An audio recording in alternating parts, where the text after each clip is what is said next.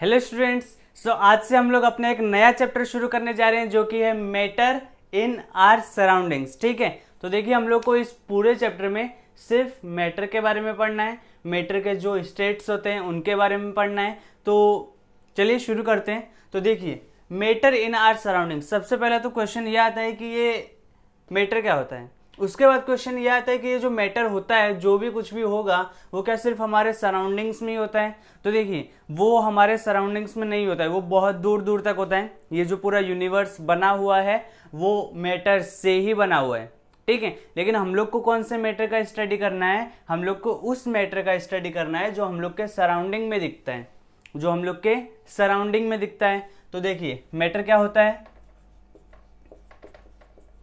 क्या होता है मैटर?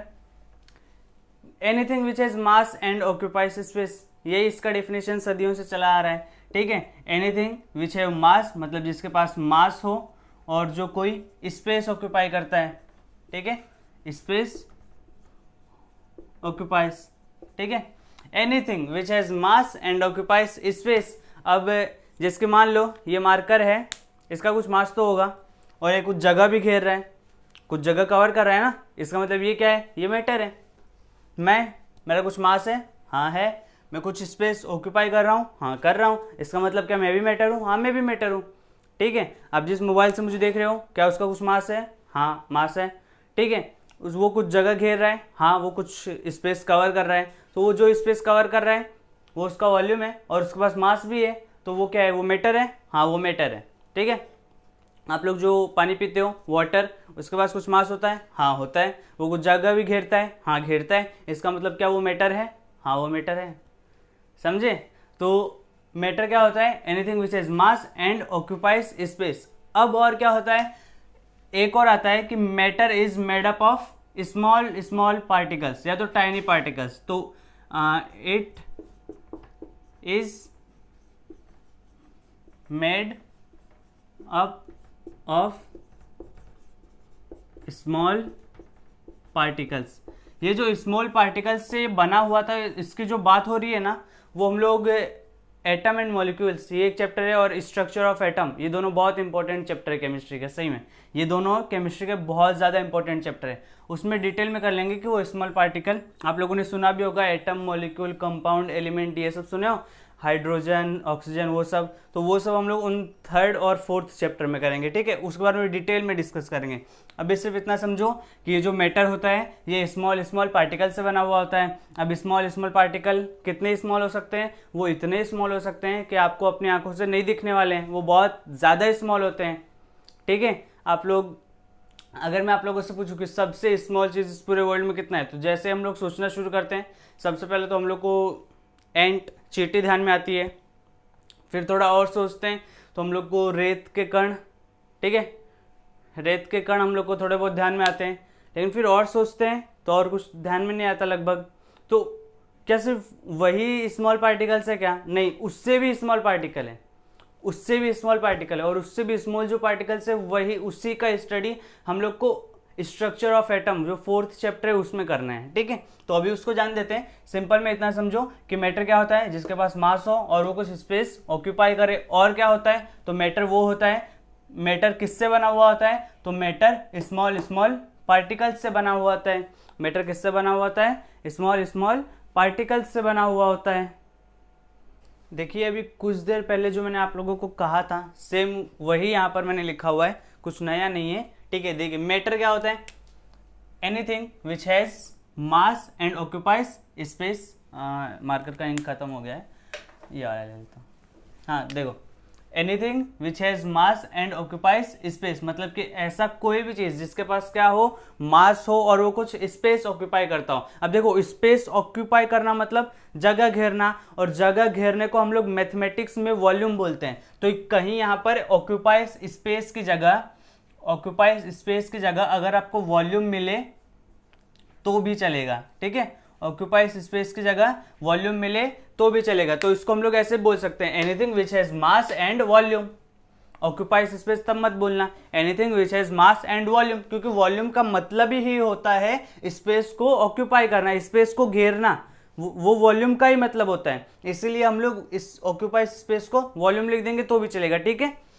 तो देखिए इसके एग्जांपल, ये तो book, pen, bag, pizza, milk, oxygen, ये सारे इसके एग्जांपल है मैटर के। अरे भैया आसपास जितनी चीजें दिख रही हैं सब मैटर है, क्योंकि सबके पास मास है और सब कुछ ना कुछ जगह घेरती हैं। तो क्या ऐसी कोई चीज नहीं है क्या जो मैटर नहीं हो, जिसके पास मास नहीं हो, जो कुछ जगह नहीं घेरता हो? तो देखो हम लोग 10th तक तो यही सब पढ़ते हैं कि मैटर क्या, जिसके पास कुछ मास हो, जो आसपास जगह घेरता हो। और हम लोग दूर दूर तक नज़र घुमा कर देखते हैं तो हम लोग के आसपास तो हर एक ऑब्जेक्ट के पास मास है और हर एक ऑब्जेक्ट कुछ ना कुछ स्पेस कवर कर रहा है।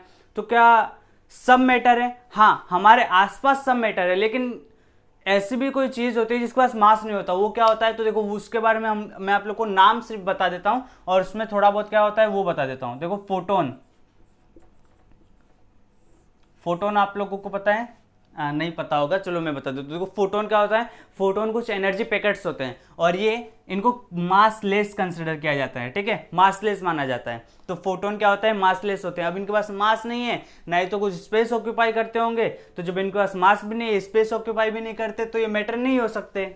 सिंपल सी बात है, ठीक है। तो फोटोन आप लोग सिर्फ नाम ध्यान रखना, सिर्फ नाम ध्यान रखना कि फोटोन क्या होते हैं? फोटोन मासलेस होते हैं, बाकी सबके पास मास होता है, ठीक है। अच्छा, ये फिजिकल नेचर ऑफ मैटर, कुछ फिजिकल प्रॉपर्टीज है मैटर की, वो फिजिकल प्रॉपर्टीज क्या क्या है वो भी हम लोग देख लेते हैं, जो कि बहुत आसान है। ये जो पूरा चैप्टर है मैटर इन आवर सराउंडिंग से बहुत आसान है, क्योंकि फिजिक्स की तरह इसमें कोई कैलकुलेशन तो है ही नहीं, है कैलकुलेशन है, वो टेम्परेचर चेंज करने वाला, वो भी आसान ही है, ठीक है। तो ये चैप्टर बहुत आसान है, देख लो। फिजिकल नेचर ऑफ मैटर क्या है? पहला वाला तो मैंने आपको बता दिया था, matter is made up of small particles. Matter जो होता है वो स्मॉल पार्टिकल्स से बना हुआ होता है। सेकंड क्या है? Second, particles of matter have space between them. इसका मतलब क्या है? इसका मतलब ये कि जो मैटर के पार्टिकल्स होते हैं उनके बीच में कुछ ना कुछ स्पेस होता है, उनके बीच में कुछ ना कुछ स्पेस होता है। अभी देखो आप लोगों ने देखा होगा कि हम लोग पानी लेते हैं और शक्कर लेते हैं। अब मैं शक्कर को, शुगर को वाटर में मिक्स करता हूं जब, तो शुगर वाटर में मिक्स हो जाती है। क्यों हो जाती है? वो इसीलिए हो जाती है क्योंकि पानी के अंदर कुछ स्पेस रहा होगा, तभी तो वो उसमें मिक्स हो गई ना। इसका मतलब क्या कि जो मैटर होता है उसके बीच में स्पेस ऑक्यूपाई करता है। अभी हम लोग मैटर के जो स्टेट्स हैं वो भी तीनों पढ़ेंगे, तो उनमें आपको ये वाला जो पॉइंट है कि particles of matter have space between them, ये और अच्छे से क्लियर हो जाएगा। इस टाइम पे सिर्फ इतना याद रखो कि मैटर के जो पार्टिकल्स होते हैं उनके बीच में स्पेस होता है, उनके बीच में क्या होता है? स्पेस होता है। थर्ड वाला देखो, particles of matter are continuously moving. इसका मतलब क्या है? जो मैटर के पार्टिकल्स होते हैं, पार्टिकल्स ऑफ मैटर, जो मैटर के पार्टिकल्स होते हैं वो कंटिन्यूअसली मूविंग, वो मोशन में रहते हैं, ऐसा रुकते नहीं है कि मैं अगर मैटर का एक पार्टिकल हूँ समझ लो, तो मैं ऐसे खड़े नहीं रहूंगा, मैं कुछ ना कुछ मूव करते रहूंगा, और वो जो मैं कंटिन्यूअसली मूविंग करते रहूंगा, ठीक है। क्यों? क्योंकि मैं मैटर का पार्टिकल हूँ, ठीक है, मैं मैटर का पार्टिकल हूँ, इसलिए मैं कंटिन्यूअस मूव करता रहूंगा। ये वाला देखो, फोर्थ वाला देखो, particles of matter attract each other. ये particles of matter attract each other, ये जरूरी नहीं है कि हमेशा अट्रैक्ट करेंगे, रिपेल भी कर सकते हैं। तो ये रिपेल अट्रैक्ट कैसे करते हैं? तो आप लोगों ने चुंबक वाला गेम खेला है, मैग्नेट, आपने मैग्नेट लिया होगा, तो आपने मैग्नेट लिया होगा तो आपने नॉर्थ और साउथ को जब पास में लाया होगा तो वो अट्रैक्ट किए होंगे, और नॉर्थ को जब पास में लाया होगा तो वो रिपेल किए होंगे। सेम वैसी जो मैटर के पार्टिकल्स होते हैं उनके ऊपर चार्जेस होते हैं। कौन से चार्ज होते हैं? प्लस चार्ज और माइनस चार्ज, ठीक है, प्लस चार्ज और माइनस चार्ज। अब जब प्लस चार्ज एक दूसरे के पास में आएंगे तो ये क्या करेंगे? ये रिपेल करेंगे, और जब माइनस चार्ज एक दूसरे के पास में आएंगे तो ये क्या करेंगे? ये अट्रैक्ट करेंगे, ठीक है। ये चार्जेस कैसे, इलेक्ट्रॉन, प्रोटॉन, न्यूट्रॉन, ये सब हम लोग पढ़ेंगे, ठीक है, स्ट्रक्चर ऑफ एटम में यही पूरा पढ़ना है। तो ये वाला पॉइंट आप लोग को समझ आ गया होगा कि particles of matter attract each other. जो पार्टिकल्स ऑफ मैटर, एक पार्टिकल दूसरे पार्टिकल को अट्रैक्ट करता है।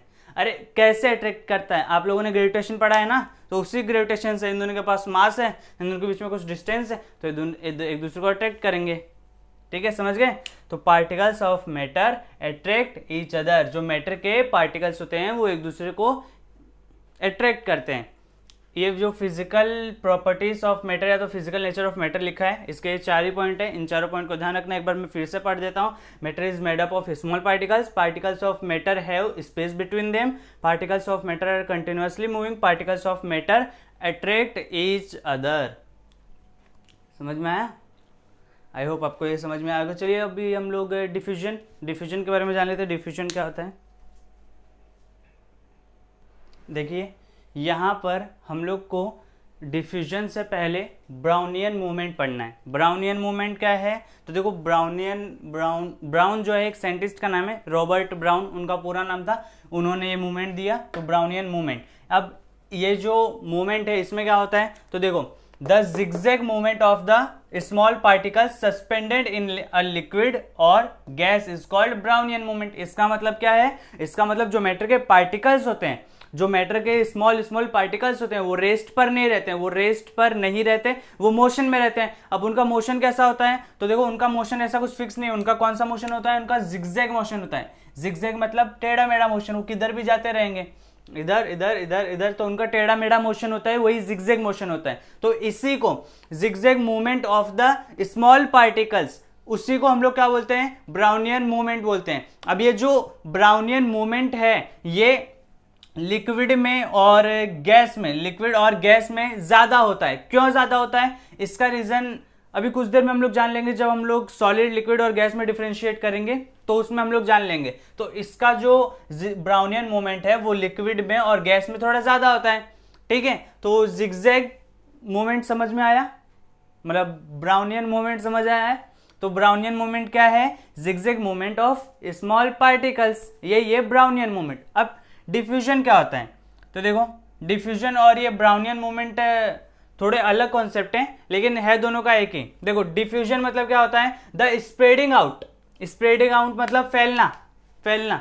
ठीक है, the spreading out and mixing of particles of a substances due to motion of its particles is called diffusion. देखो simple सा बताता हूं। डिफ्यूजन का मतलब होता है इंटरमिक्सिंग ऑफ पार्टिकल्स, पार्टिकल्स का मिक्स होना।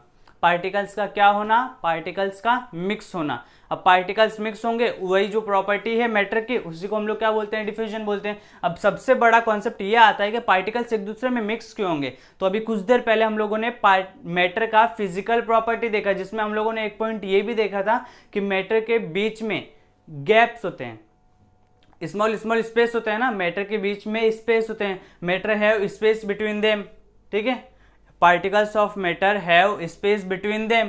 तो मैटर के जो पार्टिकल्स होते हैं उनके बीच में क्या होता है? उनके बीच में स्पेस होता है। अब जब स्पेस होगा तो क्या दूसरे पार्टिकल्स वहां पर आकर मिक्स नहीं हो जाएंगे? हो जाएंगे ना, दूसरे पार्टिकल्स वहां पर आकर मिक्स नहीं हो जाएंगे? हो जाएंगे। तो वही क्या है? वही है इंटरमिक्सिंग ऑफ पार्टिकल्स। वही क्या है? Intermixing of particles. पार्टिकल्स एक दूसरे में मिक्स हो जाएंगे, उसी को हम लोग क्या बोलते हैं? उसी को बोलते हैं डिफ्यूजन।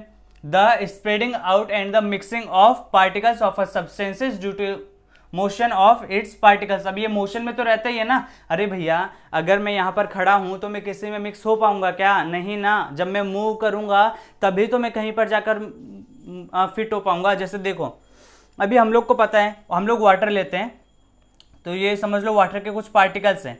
अब इनके बीच में स्पेस होगा तभी तो जो शुगर है तभी तो इनके बीच में आकर के मिक्स हो पाएगा। जो शुगर है तभी तो इनके बीच में आकर के मिक्स हो पाएगा। कब हो पाएगा? जब इनके बीच में स्पेस होगा। तो इनके बीच में स्पेस है, इसीलिए जो शुगर के पार्टिकल्स हैं वो वाटर में मिक्स हो जाते हैं। डिफ्यूजन। ठीक है, the spreading out and mixing of particles, कि पार्टिकल्स फैल जाएंगे और दूसरे पार्टिकल में मिक्स हो जाएंगे।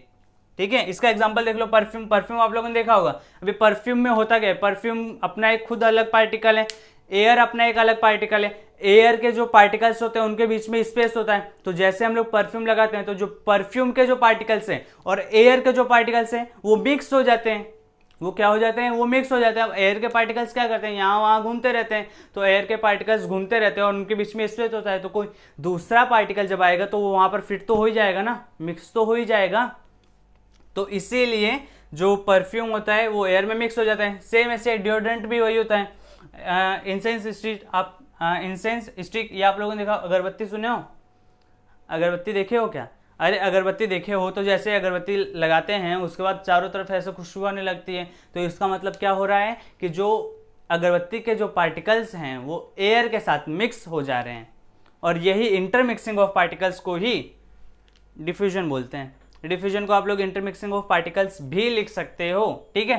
इसके बाद देखो smell of hot sizzling food. आप लोगों ने देखा होगा स्मेल, खाने की खुशबू आती है ना, हाँ। तो वही जो खाने की खुशबू है वही क्या है, वही इंटरमिक्सिंग ऑफ पार्टिकल्स की वजह से आती है। उसके जो खाने के जो पार्टिकल्स हैं वो पार्टिकल्स और जो एयर के पार्टिकल्स हैं वो आपस में मिक्स हो जाते हैं, इंटरमिक्सिंग हो जाते हैं, इसीलिए हमको खुशबू आती है। अच्छा, अब ये डिफ्यूजन डिपेंड किस पर करता है, तो देखो diffusion directly proportional to temperature के होता है, डायरेक्टली प्रोपोर्शनल टू टेम्परेचर के होता है। ये बहुत बड़ी लाइन लिखी है, ये डायरेक्टली प्रोपोर्शनल का मतलब होता है जैसे जैसे टेम्परेचर बढ़ते जाता है डिफ्यूजन भी बढ़ते जाता है। अब टेम्परेचर बढ़ते जाने से क्या होगा, टेम्परेचर बढ़ते जाने से इंटरमिक्सिंग ऑफ पार्टिकल्स भी बढ़ते जाएगा, टेम्परेचर बढ़ते जाने से इंटरमिक्सिंग ऑफ पार्टिकल्स भी बढ़ते जाएगा। कैसे बढ़ते जाएगा, तो देखो पहले हम लोगों ने इंसेंस स्टिक लिया, अगरबत्ती लिया। अब अगरबत्ती को मैंने अभी तक जलाया नहीं है, अगरबत्ती को मैंने सिर्फ ऐसे ही रखा है। अब मुझे बता उसमें से खुशबू आएगी क्या? नहीं आएगी। क्यों नहीं आएगी? क्योंकि अगरबत्ती के जो पार्टिकल्स हैं वो एयर के साथ मिक्स नहीं हुए। तो अगर मेरे को अगरबत्ती के पार्टिकल्स को एयर के साथ मिक्स करना है तो मैं क्या करूंगा, मैं उसको जलाऊंगा, मैं उसको बर्न करूंगा, ठीक है। तो जब मैं उसको बर्न करूंगा यानी मैं टेम्परेचर दूंगा, तो मैं टेम्परेचर बढ़ा रहा हूं ना उसका, मैं उसका टेम्परेचर बढ़ा रहा हूं। तो टेम्परेचर बढ़ जाने से क्या होगा, टेम्परेचर बढ़ जाने से डिफ्यूजन बढ़ जाएगा। डिफ्यूजन यानी क्या, इंटरमिक्सिंग ऑफ पार्टिकल्स। आप लोगों ने अगरबत्ती ली, उसको बिना जलाए ऐसे ही रख दिया तो खुशबू नहीं आएगी, लेकिन जैसे ही जला कर रखोगे तो चारों तरफ खुशबू आएगी। ऐसा क्यों? क्योंकि जो अगरबत्ती के जो पार्टिकल्स हैं वो आसपास एयर में फैल जाते हैं, एयर में फैलकर उनके साथ एयर के पार्टिकल्स के साथ इंटरमिक्स हो जाते हैं। इंटरमिक्स यानी कि मिल जाते हैं, समझ रहे हो।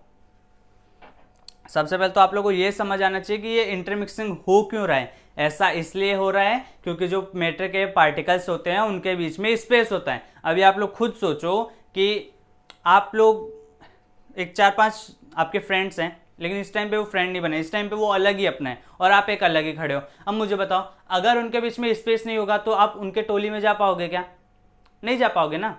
एक अलग ही फ्रेंड्स ग्रुप, फ्रेंड सर्कल है और आपको उस फ्रेंड सर्कल में ज्वाइन होना है। अगर उस फ्रेंड सर्कल में कोई स्पेस ही नहीं है तो आप लोग ज्वाइन ही नहीं हो पाओगे।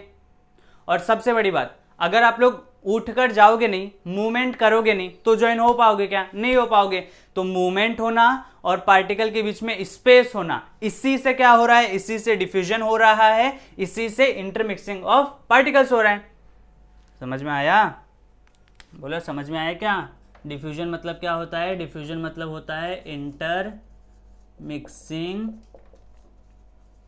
Of particles. डिफ्यूजन मतलब क्या? Inter mixing of particles, particles का एक दूसरे में मिक्स हो जाना। समझ में आया? ये ब्राउनियन मूवमेंट है। ब्राउनियन मूवमेंट क्या? पार्टिकल जिगजैग मूवमेंट करते हैं, बस वही है। डिफ्यूजन क्या? Intermixing of particles due to space between the particles, ठीक है। उनके बीच में स्पेस होता है और मूवमेंट होता है, इसीलिए वो मिक्स हो जाते हैं। अब जैसे जैसे टेम्परेचर बढ़ते जाएगा डिफ्यूजन बढ़ते जाएगा। Smell of hot sizzling food, गरम खाने की खुशबू आती है, ठंडे खाने के नहीं आते, क्योंकि गरम खाने का जो डिफ्यूजन हो रेट होता है वो कम होता है।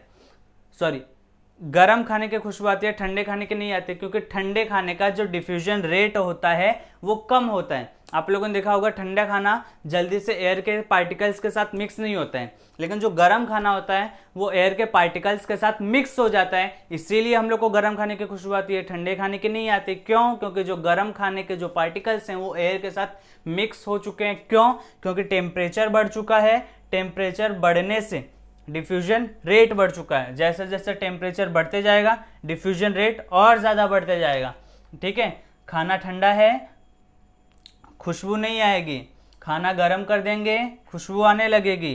तो ऐसे टेम्परेचर बढ़ रहा है, डिफ्यूजन रेट बढ़ रहा है। समझ में आया? आई होप आपको ये समझ में आया होगा। चलिए अभी हम लोग स्टेट्स ऑफ मैटर देख लेते हैं। Physical classification of matter, matter के फिजिकल क्लासिफिकेशन के अकॉर्डिंग 3 स्टेट्स होते हैं, ठीक है। वो स्टेट कौन कौन से हैं? Solid, liquid, gas. I hope इन तीनों के बारे में आप सब पहले से जानते हो, मुझे पता है, ठीक है। लेकिन सिर्फ ये 3 ही नहीं होते हैं, इनके अलावा भी होते हैं। कौन से? 2 और होते हैं जो कि आप लोग को नए जानने हैं। मतलब ये 3 के बारे में आप थोड़ा बहुत तो मेरे को पहले से जानते हो, क्योंकि बचपन से सुनते हैं और इनके बारे में थोड़ा बहुत हम लोग जानते हैं। लेकिन एक्चुअल में मैटर के 3 स्टेट नहीं होते। एक्चुअल में मैटर के कितने स्टेट होते हैं? एक्चुअल में मैटर के 5 स्टेट होते हैं। 5 में से 3 तो मैंने यहाँ पर लिखे हैं। चौथा स्टेट कौन सा है? तो चौथा स्टेट है प्लाज्मा, ठीक है, प्लाज्मा। ये प्लाज्मा के बारे में भी थोड़ा जान लेंगे। और 5वां स्टेट कौन सा है? 5वां स्टेट है BEC, BEC यानी बोस आइंस्टाइन कंडेंसेट, ठीक है। इसके बारे में और इसके बारे में, दोनों के बारे में हम लोग आज जानकारी प्राप्त करेंगे, लेकिन लास्ट में, ठीक है, क्योंकि हम लोग का मेन जो है वो ये नहीं है, मेन ये तीनों है, लेकिन इनके बारे में भी जानकारी प्राप्त करेंगे, ठीक है। BEC मतलब बोस आइंस्टाइन कंडेंसेट। सो सबसे पहले हम लोग का टारगेट है सॉलिड, ठीक है। चलिए टारगेट को किल करते हैं। देखिए सॉलिड के बारे में इतनी जानकारी बहुत है, और सॉलिड के बारे में जो जानकारी मैंने लिखी है उस जानकारी में एक जो स्टेटमेंट है वो दूसरे स्टेटमेंट को डिफाइन करती है, बस यही है। देखो मतलब कि अगर आपको ये स्टेटमेंट जाननी है तो उसका आंसर आपको अगले में मिलेगा, ये स्टेटमेंट जाननी है तो उसका अगला आंसर जो आपको पिछले में मिलेगा, ये स्टेटमेंट जाननी है तो उसका आंसर आपको किसी और में मिलेगा। मतलब लेकिन यहाँ पर जितनी स्टेटमेंट लिखी है, एक स्टेटमेंट दूसरे स्टेटमेंट का आंसर है। और ये जो है थोड़ा बहुत याद करने में भी हो जाता है, लेकिन पहले समझ लेते हैं, याद तो वो अपने आप हो जाएगा, ठीक है। तो देखो, a solid has a definite shape and definite volume. Solid has a definite shape and definite volume. इसका मतलब क्या है? अगर कोई मैटर है और उसका एक डिफाइनाइट शेप है और एक डिफाइनाइट वॉल्यूम है, डिफाइनाइट शेप है और डिफाइनाइट वॉल्यूम है, इसका मतलब क्या है? इसका मतलब है कि वो सॉलिड है। जैसे देखो ये मार्कर है, इसका एक डिफाइनाइट शेप है, हाँ देखो ये शेप हम लोग को दिख रहा है, और इसका डिफाइनाइट वॉल्यूम है, हाँ इसका डिफाइनाइट वॉल्यूम भी है, डिफाइनाइट वॉल्यूम भी है ना, हाँ। तो डिफाइनाइट शेप है, डिफाइनाइट वॉल्यूम है, इसलिए ये क्या है? ये सॉलिड है। ये क्या है? ये सॉलिड है। अब देखो ये समझा कि solid has a definite shape and a definite volume. देखो इसको आप लोगों ने ऐसा, बर्फ देखो, बर्फ कैसा होता है?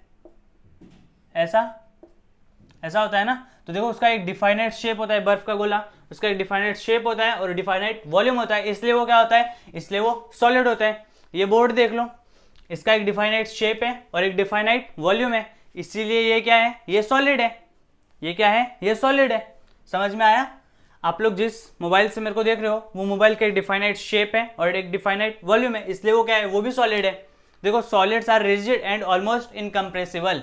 इनकम्प्रेसिबल मतलब जिसको हम प्रेस नहीं कर सकते, प्रेस मतलब दबा नहीं सकते जिसको, ठीक है, जिसको हम लोग प्रेस नहीं कर सकते, वो क्या होता है? वो क्या होता है? वो सॉलिड होते हैं। अब रिजिड का मतलब क्या होता है? तो देखो रिजिड का एक्चुअल मतलब तो आप लोग 11th में जानोगे, लेकिन फिर भी वही जो एक्चुअल मतलब है वो मैं आप लोग को समझाने की कोशिश करता हूं। ध्यान समझना, रिजिड ऐसी बॉडी को बोलते हैं जिसमें 2 पॉइंट के बीच का जो डिस्टेंस है वो कांस्टेंट रहता है। मतलब देखो यहाँ पर मान लो A पॉइंट है, यहाँ पर B पॉइंट है, अब मैं इस ऑब्जेक्ट को यहाँ पर ले गया तो भी इस पॉइंट का और इस पॉइंट का जो डिस्टेंस है वो सेम है। इस ऑब्जेक्ट को मैं यहाँ पर ले आया तो भी इस पॉइंट का और इस पॉइंट का जो डिस्टेंस है वो सेम है।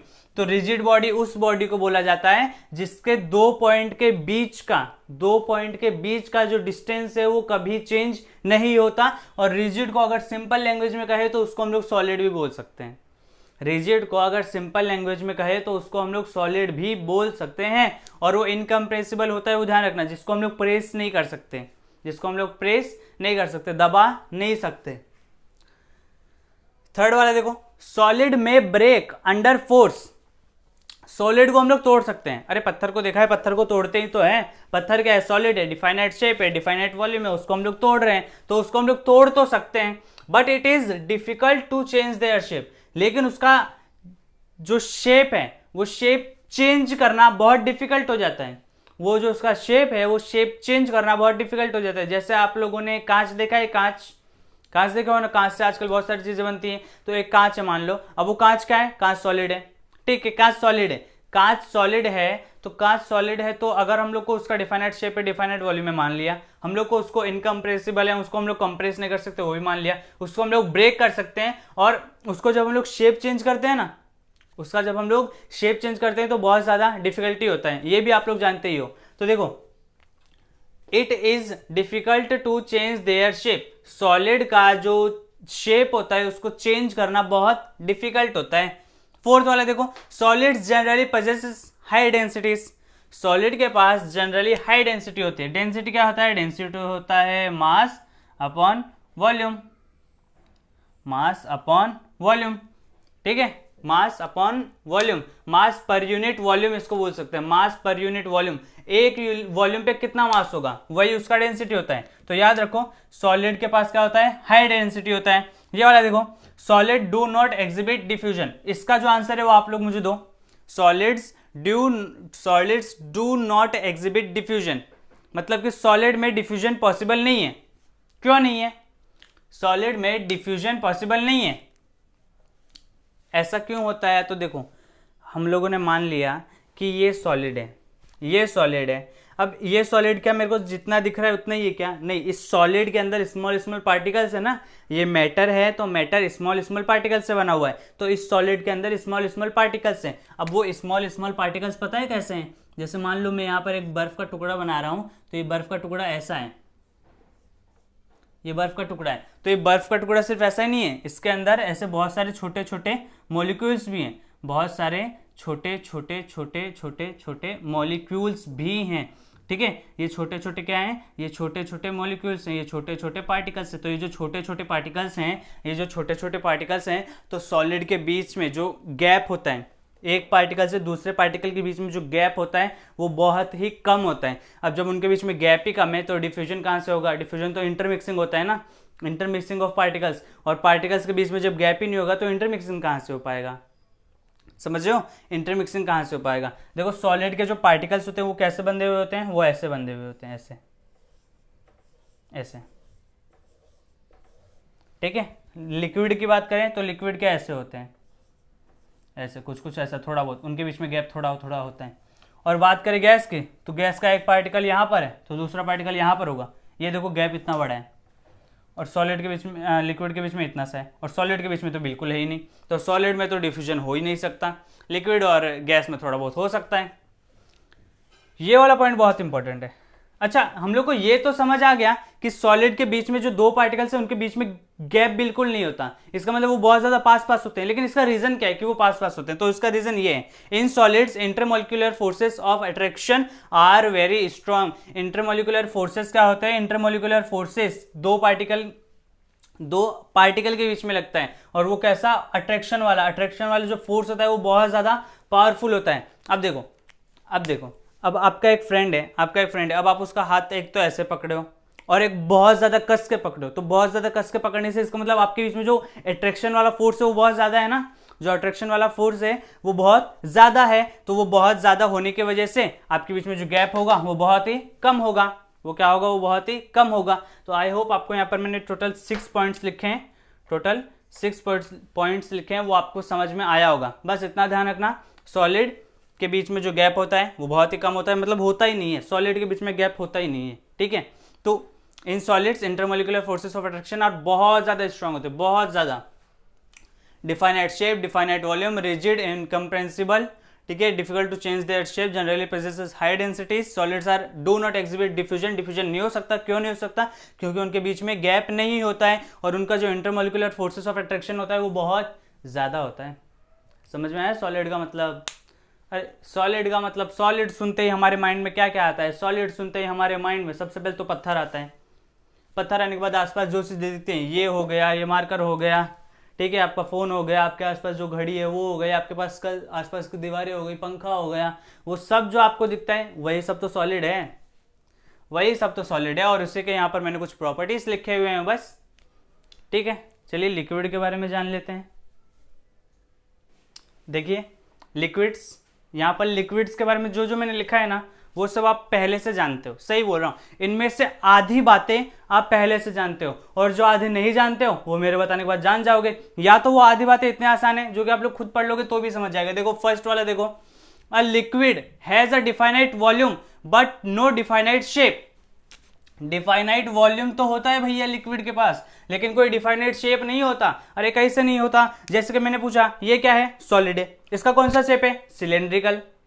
इसका कौन सा शेप है, सिलेंड्रिकल शेप है। आप लोगों ने प्रिज्म देखा होगा, कौन सा शेप है, ट्रेंगुलर, ट्रेंगुलर होता है। आप लोगों ने स्फीयर देखा होगा, गोला, तोप का गोला, तो वो गोले का कौन सा शेप होता है, स्फीयर शेप होता है, वो सॉलिड है। वो क्या है, वो सॉलिड है। आप लोगों ने कोन देखा होगा, कोन, ठीक है, अरे बर्थडे में जो टोपी लगाते हैं, ठीक है, वो कोन देखा होगा, वो कोन का कौन सा शेप होता है, वो कोन सॉलिड है, उसका शेप कौन सा होता है, कोन जैसा ही होता है। अरे कोन का शेप तो कोन जैसा ही होगा, ठीक है। तो सॉलिड के पास एक डिफाइनाइट वॉल्यूम है, डिफाइनाइट शेप है, लेकिन लिक्विड के पास सिर्फ डिफाइनाइट वॉल्यूम है, डिफाइनाइट शेप नहीं है। अरे भैया वाटर देखे हो, हाँ देखे हैं, वाटर के पास डिफाइनाइट वॉल्यूम होता है, हाँ वॉल्यूम होता है, तो क्या डिफाइनाइट शेप होता है, नहीं होता है। मैं पूछूंगा वाटर में, यहां पर लाऊंगा, पूछूंगा कौन सा शेप है इसका, कौन सा बताओगे, तो कोई डिफाइनाइट शेप हुआ क्या, नहीं हुआ। कोई डिफाइनाइट शेप वाटर का नहीं हुआ, वाटर का कोई डिफाइनाइट शेप नहीं होता है, इसीलिए वाटर क्या है, लिक्विड है। सिर्फ इस एक ही प्रॉपर्टी की वजह से वाटर लिक्विड नहीं है, ये आगे की जितनी प्रॉपर्टी है उन सब की वजह से वाटर लिक्विड है, ठीक है। देखो सेकंड वाले देखो, liquids are almost incompressible but are not rigid. इनको भी हम लोग कंप्रेस नहीं कर सकते। अरे पानी को कभी दबा कर देखे हो, पानी को लो बीच में से दबाओ नीचे से निकल जाए, तो पानी को कभी दबा कर देखे हो, पानी को नहीं दबा सकते। तो पानी भी क्या है, इनकम्प्रेसिबल है, मतलब लिक्विड क्या है, इनकम्प्रेसिबल है, बट आर नॉट रिजिड। हम लोगों ने देखा कि सॉलिड रिजिड होता है, सॉलिड रिजिड होता है, ठोस, ठीक है, पावरफुल। देखो सॉलिड रिजिड होता है, इसके दो पॉइंट के बीच का जो डिस्टेंस है वो चेंज नहीं होता, लेकिन लिक्विड में ऐसा नहीं होता है, लिक्विड नॉट रिजिड होते हैं। क्यों? क्योंकि उनके दो पॉइंट के बीच का जो डिस्टेंस है वो चेंज हो सकता है, दो पॉइंट के बीच का जो डिस्टेंस है वो चेंज हो सकता है। यहां पर क्या लिखा है, they can flow from higher level to lower level. अरे हायर लेवल मतलब ऊपर, लोअर लेवल मतलब नीचे, ऊपर से नीचे वो फ्लो कर सकते हैं, लिक्विड ऊपर से नीचे फ्लो कर सकते हैं। अरे भैया पानी देखे हो, पानी देखे हो, पानी कहां से, नदी, नदी देखे हो, नदी, नदी नहीं, झरना देखे हो, झरना, ठीक है, तो झरना देखो, तो झरने में पानी कहाँ, ऊपर से नीचे आता है ना, कि नीचे से ऊपर जाता है। पानी कहाँ बहता है, पानी ऊपर से नीचे बहता है कि नीचे से ऊपर बहता है, बताओ जरा, पानी कहाँ बहता है, ऊपर से नीचे कि नीचे से ऊपर। तो हम लोग को पता है कि पानी ऊपर से नीचे बहता है, यानी कि पानी हायर लेवल से लोअर लेवल पर बहता है, पानी हायर लेवल से लोअर लेवल पर बहता है। तो सेम वही तो लिक्विड भी करता है, लिक्विड वाटर ही तो लिक्विड है, तो लिक्विड भी क्या करता है, हायर लेवल से लोअर लेवल की तरफ फ्लो करता है। अब जरूरी नहीं है कि सिर्फ वाटर ही हो, वाटर के अलावा ऑयल भी हो सकता है, मिल्क भी हो सकता है, कोई भी लिक्विड शेप, कोई भी लिक्विड हो सकता है। तो वो, लेकिन ये फिक्स है कि वो फ्लो कहां से करेगा, हायर लेवल से लोअर लेवल, ऊपर से नीचे, ठीक है। ये वाला देखो, liquids have property of fluidity. Fluidity मतलब बहना, फ्लूडिटी मतलब बहना, लिक्विड के पास एक प्रॉपर्टी होती है बहने की। लिक्विड्स फ्लो कर सकते हैं ना, अरे फ्लो करना, फ्लूडिटी यानी कि फ्लो करना, फ्लो करना। सो लिक्विड के पास प्रॉपर्टी होती है फ्लो करने की, उसी को फ्लूडिटी बोलते हैं। And acquire the shape of the container in which they are kept. इसका मतलब क्या है, इसका मतलब यह है कि मैंने कंटेनर लिया, ऐसा गिलास जैसा, उसमें मैंने वाटर फिल किया, तो जब मैं उसमें वाटर फिल करूंगा तो वाटर इसी का शेप ले लेगा। अगर मैंने अपना इसका, ये जो मैंने कंटेनर लिया है उसको मैंने चेंज कर दिया, इसका शेप मैंने ऐसे रख लिया, तो वाटर भी अपना शेप ऐसे ही बना लेगा। इसका मतलब क्या है, आप लोगों ने देखा होगा ना, हम लोग पानी लेते हैं, अगर पानी को मैंने गिलास में डाला तो पानी उसी के शेप का हो जाता है, अगर पानी को मैंने कटोरी में डाला तो पानी उसी के शेप का हो जाता है, अगर पानी को मैंने किसी बड़े कंटेनर में डाला तो वाटर मतलब जो लिक्विड होता है वो उसी के शेप का हो जाता है। इसका मतलब क्या है कि लिक्विड को जिस कंटेनर में डाला जाता है वो उसी का शेप ले लेता है, ठीक है। And acquire the shape of the container in which they are kept. Liquid को जिस कंटेनर में रखा जाता है वो उसी का शेप ले लेते हैं। ये वाला देखो, लिक्विड्स कैन अंडरगो डिफ्यूजन। इसका मतलब क्या है, इसका मतलब यह है कि लिक्विड में डिफ्यूजन हो सकता है। क्यों हो सकता है, क्योंकि अभी कुछ देर पहले मैंने आप लोग को बताया कि सॉलिड में ऐसे होता है, ठीक है, सॉलिड ऐसे इतने पास होते हैं, लिक्विड ऐसे होते हैं। ये क्या है, ये सॉलिड है, ये क्या है, ये लिक्विड है। तो देखो लिक्विड के बीच में गैप है या नहीं है, लिक्विड के बीच में गैप है या नहीं है, लिक्विड के बीच में गैप है ना। तो अगर कोई मेरे को डिफ्यूजन मतलब क्या है, इंटरमिक्सिंग ऑफ पार्टिकल्स। तो एक पार्टिकल यहां पर अगर फिट हो सकता है नहीं है, एक पार्टिकल यहां पर अगर फिट हो सकता है कि नहीं हो सकता, हो सकता है। तो इसीलिए लिक्विड के अंदर डिफ्यूजन हो सकता है। पांचवा देखो, liquids also have high densities but less than that of the solid. Liquid के पास हाई डेंसिटी तो होता है लेकिन सॉलिड से कम होता है। लिक्विड के पास हाई डेंसिटी तो होता है लेकिन सॉलिड से कम होता है। देखो डेंसिटी मतलब क्या होता है, यूनिट वॉल्यूम पे कितना मास है। तो देखो यहाँ पर एक यूनिट वॉल्यूम लिया तो उसमें इतना मास आ रहा है, यहाँ पर एक यूनिट वॉल्यूम लिया तो यहाँ पर इतना मास आ रहा है, ठीक है। तो इसमें इतने में ही दो पार्टिकल आ जा रहे हैं और इसमें इतने में सिर्फ एक पार्टिकल आ रहा है। तो किसका डेंसिटी ज्यादा हुआ, इसका डेंसिटी ज्यादा हुआ। इसका डेंसिटी भी है लेकिन सॉलिड से कम है। यह वाला समझिए। छठवा वाला देखो, in liquids intermolecular forces of attraction weaker than solid. अरे intermolecular forces of attraction, attract करना, ठीक है। तो देखो सॉलिड का एक पार्टिकल दूसरे सॉलिड के पार्टिकल को बहुत ज्यादा अट्रैक्ट कर रहा है, इसीलिए उनके बीच में गैप नहीं है। लेकिन लिक्विड का एक जो पार्टिकल है वो अपने दूसरे वाले पार्टिकल को ज्यादा अट्रैक्ट नहीं कर रहा है, इसीलिए उनके बीच में गैप है। इसीलिए उनके बीच में क्या है, उनके बीच में गैप इसीलिए है क्योंकि ये वाला जो पार्टिकल है वो उस वाले को अट्रैक्ट नहीं कर रहा है। अब जब आप उसमें देखोगे, गैस में जाओगे तो उसमें ऐसे पार्टिकल इतने दूर दूर होते हैं कि उनके बीच में तो जो ये इंटरमोलिकुलर फोर्स ऑफ अट्रैक्शन है वो तो बहुत ज़्यादा वीक होता है, ठीक है। तो यहाँ पर देखो, यहाँ पर सोशल डिस्टेंसिंग कम है, यहाँ पर तो और भी कम है, नहीं हाँ यहाँ पर कम है, यहाँ पर थोड़ी ज़्यादा है, यहाँ पर और ज़्यादा है, ठीक है। समझ गए, ये सब आपको याद रखना पड़ेगा। आई होप समझ तो आ ही गया होगा ना, समझ तो आ ही गया होगा। तो समझ आ गया तो याद रखने में क्या है, वैसे उसको याद रखने का कुछ ज़रूरत भी नहीं है, बस याद रखो कि क्या क्या होता है सॉलिड लिक्विड में, ठीक है। चलिए सॉलिड लिक्विड जान लिए, गैस के बारे में जान लेते हैं। ये वाले देखिए, यहाँ पर मैंने टोटल 5 पॉइंट लिखे हैं, इनमें से बहुत सारे आप लोग को पता होगा यार, सही बोल रहा हूँ। देखो फिजिक्स और केमिस्ट्री है ना, वो बुक से पढ़ने से ज़्यादा नेचर से पढ़ो, बहुत आगे जाओगे। नेचर से पढ़ोगे ना तो जल्दी समझ भी आएगा। देखो gases, a gas has neither a definite shape nor a definite volume. Gas का कोई भी डिफाइनाइट शेप नहीं होता है, कोई भी डिफाइनाइट वॉल्यूम नहीं होता। हाँ सही बात लिखी है। अरे कैसे सही बात लिखी है, शेप बताओ, हवा का कौन सा शेप होता है, हवा को देखे हो कभी, नहीं ना, कौन सा शेप होता है बताओ, नहीं होता ना कोई भी शेप। तो वही तो लिखा है, ना ही तो डिफाइनाइट शेप होता है ना ही डिफाइनाइट वॉल्यूम होता है। हाँ ठीक है।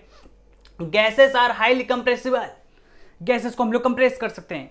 कैसे कंप्रेस कर सकते हैं, यहाँ पर सॉलिड को इनकम्प्रेसिबल है, लिक्विड इनकम्प्रेसिबल है, तो गैस कैसे कंप्रेसिबल हो गया। देखो कंप्रेसिबल का मतलब होता है कि उसको स्टोर करके रखना, हाईली प्रेशर के साथ स्टोर करके रखना। क्या करना, हाईली प्रेशर के साथ स्टोर करके रखना। मैं आपको इसके 2 एग्जांपल देता हूं। पहला तो आप लोगों ने गैस सिलेंडर देखा होगा, देखे हो, हाँ गैस सिलेंडर देखे हैं। तो गैस सिलेंडर कैसा होता है, तो गैस सिलेंडर जैसा होता है। उसके अंदर क्या भरे होता है, उसके अंदर ब्यूटेन गैस भरी होती है, ठीक है। ब्यूटेन गैस भरी होती है उसके अंदर, ठीक है। तो ब्यूटेन होती है, मतलब ब्यूटेन क्या होता है, चलो मान लो कोई गैस भरा है, ठीक है। तो आप लोगों ने ये पढ़ा होगा ना, सीएनजी गैस, सीएनजी और एलपीजी गैस। ये तो ये एलपीजी है गैस, सीएनजी गैस, इन सबको हाईली कंप्रेस करके रखा जाता है।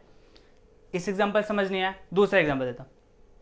आप लोग जब थम्स अप की बोतल लेने जाते हो, अरे स्प्राइट थम्स अप कुछ पिए हो कभी, हाँ। तो देखो जब हम लोग लेने जाते हैं तो जैसे हम लोग खोलते हैं तो बाहर से एक गैस निकलती है ना, अंदर से एक गैस बाहर निकलती है। इसका मतलब क्या, वो जो गैस बाहर निकली उसको हम लोगों ने कंप्रेस करके अंदर रखा था।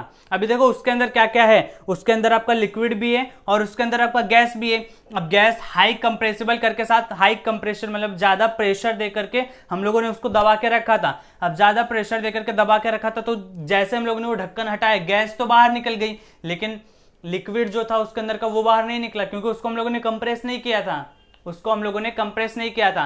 जब हम लोग खाना बनाते हैं तो खाना बनाते टाइम मान लो कोई भी खाना बनाए तो जैसे वो ऊपर का कंटेनर का ढक्कन हटाएंगे तो तुरंत गैस बाहर निकलती है। इसका मतलब हम लोगों ने प्रेशर दे करके उसको कंप्रेस करके रखा था, लेकिन उसके अंदर का जो खाना रहता है, वो थोड़ी बाहर निकलता है, तो वो कंप्रेसिबल होते हैं। कौन, गैस, हाईली कंप्रेसिबल। यहाँ पर सीएनजी में, एलपीजी में जो हम लोग के सिलेंडर, गैस सिलेंडर होता है उसके अंदर भी जो गैस भरी होती है उसको भी हम लोग कंप्रेस करके भर के रखते हैं, ऐसे फोर्स लगा करके भर के रखते हैं, ठीक है।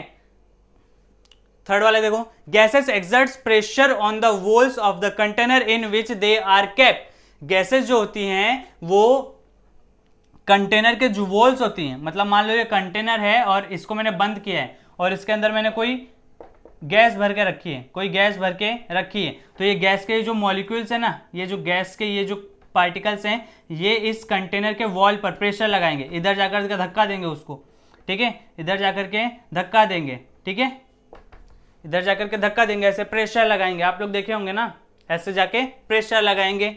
फोर्थ वाला देखो, gases can flow easily in all direction.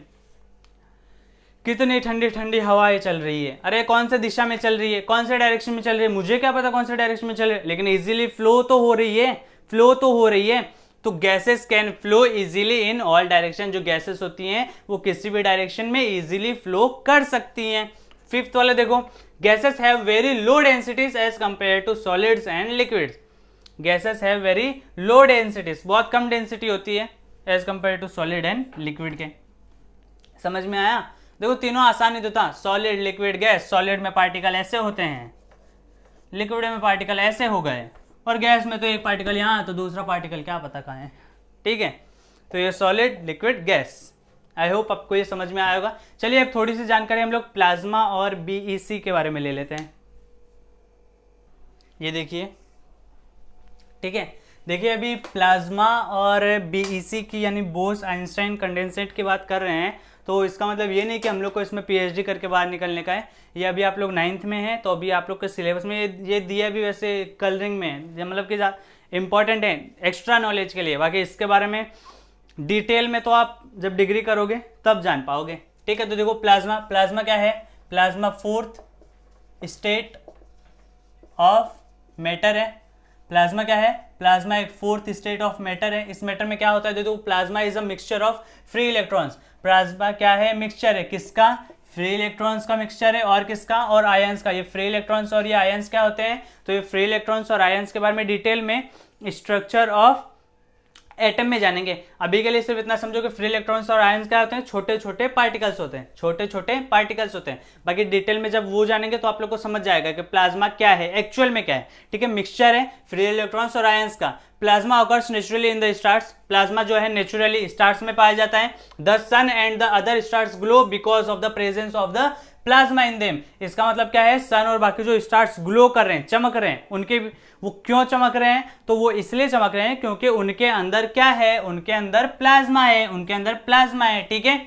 उनके अंदर क्या है? उनके अंदर प्लाज्मा है। ये वाला पॉइंट देखो, plasma can also made on the earth by passing electricity through the gases at a less temperature. ये समझ में आया? प्लाज्मा हम लोग अर्थ पर भी बना सकते हैं। कैसे बनाएंगे? कैसे बनाएंगे? इलेक्ट्रिसिटी पास करके लो टेम्परेचर पे, लो टेम्परेचर पे, लेस टेम्परेचर पे इलेक्ट्रिसिटी पास करके प्लाज्मा हम लोग अर्थ पर भी बना सकते हैं।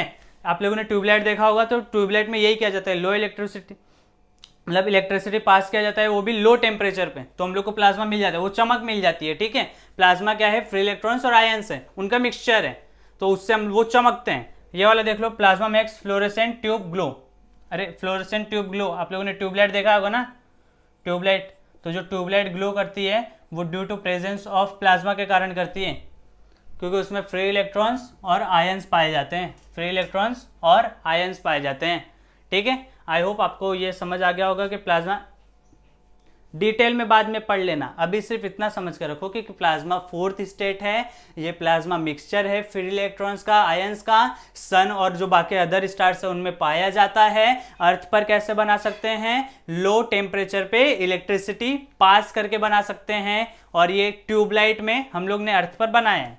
बस इतना जानना है। बीईसी का जान लो, बोस आइंस्टाइन कंडेंसेट। ये बोस का मतलब यहाँ पर सुभाष चंद्र बोस नहीं है, यहाँ पर सत्येंद्र नाथ बोस है। सत्येंद्र नाथ बोस इंडिया के ग्रेट साइंटिस्ट हैं, और अल्बर्ट आइंस्टाइन को तो आप सब जानते ही हो, ठीक है।